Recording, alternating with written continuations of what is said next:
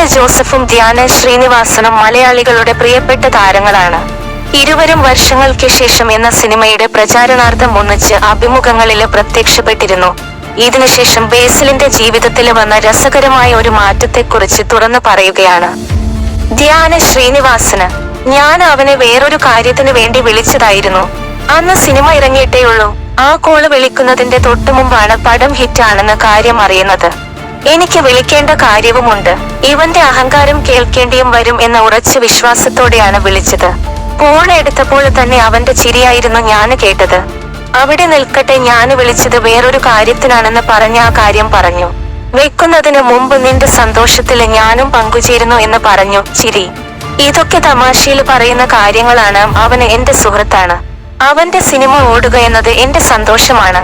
ബാക്കിയെല്ലാം തമാശക്ക് പറയുന്നതാണ്. സിനിമയുടെ ആദ്യ റെസ്പോൺസ് കേട്ട് അഭിനന്ദനം പറയാനും പറ്റി എന്നതും എന്നെ സംബന്ധിച്ച് സന്തോഷം നൽകുന്ന കാര്യമാണ്.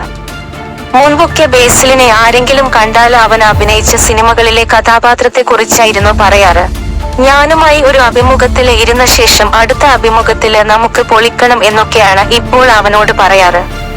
എന്റെ കൂടെ അഭിമുഖത്തിൽ ഇരുന്നതിന്റെ ഗുണമാണ്, ധ്യാന ശ്രീനിവാസന് പറഞ്ഞു.